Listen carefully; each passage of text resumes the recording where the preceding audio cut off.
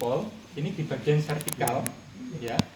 Terus 2 jari itu di bagian jugularis, ya. Yang sisanya itu di bagian clavicula atau bagian bahu, ya. Jadi kita raba dari bagian belakang, ini kelihatan nggak di belakang? Enggak. Oke, sampingnya aja. Oke. Setelah kita inspeksi, tidak ada bentuk benjolan, kemerahan dan sebagainya, kita lakukan palpasi, ya. Jadi kita lakukan palpasi itu tuh bisa dari bawah ke atas. Keraba nyeri nggak, Mas? Ada nyeri nggak? Nggak ada, ya. Ada benjolan apa enggak? Enggak. Tidak ada, ya. Kayak gitu. Ada bunyi klik atau krepitasi atau tidak? Kita urutkan bagian spinalnya, tulangnya, ya. Selanjutnya bagian jugular ini juga kita raba di bagian kelenjarnya. Ada nyeri tekan apa enggak? Ya. Tidak ada, ya. Tidak ada benjolan, ya. Tidak ada nyeri tekan, ya. Kita raba sampai dengan tiroid, ya, atau karotis, ya. Kita balik lagi, ya. Oke. Selanjutnya di bagian bahu, kita raba di bagian bahunya sambil dipijit. Di sini ada namanya tulang clavicula. Nah, di sini ada biasanya kalau misalnya patah tulang, kalau kita raba itu ada namanya krepitasi. Krepitasi apa kemarin? Bunyi Retak, ya. Atau dia ada nyeri tekan, Mas? Tidak ada. Oke. Kita samakan sambil kita samakan antara kanan dan kiri. Ya, kita raba sampai dengan bahu. Nah, di sini bagian bahunya kita raba di bagian sendinya. Oke.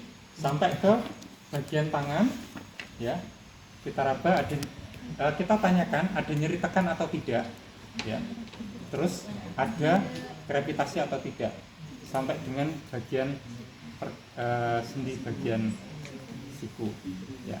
Untuk di bagian siku, ya, kita bisa inspeksi dulu, ya, ada tidak benjolan di bagian belakang atau di bagian depan, ya.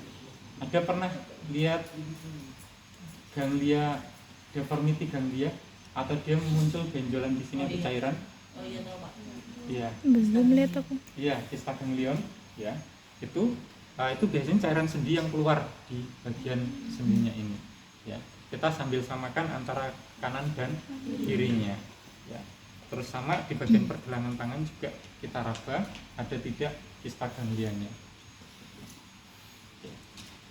Ini kita sudah sampai dengan pemeriksaan kekuatan otot dari bahu, ekstremitas atas, ya, sampai vertikal. Selanjutnya kita di bagian punggung, ya. Untuk kita bagian punggung, yang pertama kita harus lihat posisi pasien. Kalau misalnya ada kelainan, itu biasanya lordosis. Kalau lordosis enggak? Lordosis itu tuh bentuknya bungkuk, Mas. Nah, bungkuk, dan di sini ada punuknya. Iya. Nah, jadi tulang bagian belakangnya itu tuh menonjol, ya. Itu namanya lordosis. Oke. Kalau misalnya selanjutnya kifosis bentuknya, nah, melengkung ke dalam, ini kifosis. Terus bentuk skoliasis, itu bentuknya salah satu bagian punggung itu tuh miring ke kanan ataupun ke kiri. Oke. Sampai di sini ada pertanyaan? Belum. Ada nggak?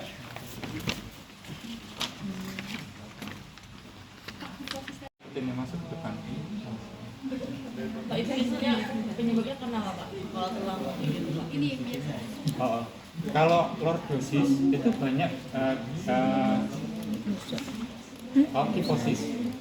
Kita menyiapkan pasiennya untuk melihat kondisi apakah ada perpanjangan antara sebelah kakinya. Kita harus melihat di bagian sias dan di bagian dorsalnya. Ini apa namanya, mata kaki. Ya. Jadi kita ukur dari sini sampai dengan sini. Ini nggak ada meterannya, ya. Tahu sias nggak? Tulang yang menonjol di bagian depan sampai dengan sini. terus kalian bandingkan Sama yang sebelah sana ya, sama Pak? yang sebelah ininya Oh. untuk mengukur panjang dari kaki antara kakinya Kakinya. kanan dan Kiri. Oke. Setelah itu untuk lebih meyakinkan lagi kita ukur di bagian pusar dengan panjang dari bagian dorsalnya ya. Pusar. Terus kita samakan di Dari pusar sampai mata kaki. dengan satunya Ya Allah, gitu. jauhnya. Untuk mengukur dari panjang Panjang kaki. kakinya. Ada bagian ekstremitas yang terganggu apa enggak? Bagian ekstremitas. Selanjutnya Bawa aja.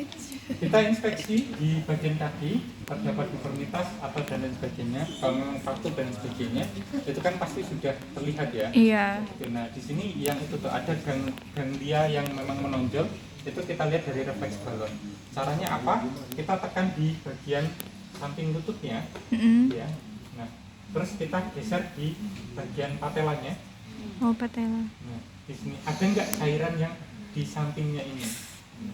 Proporsinya.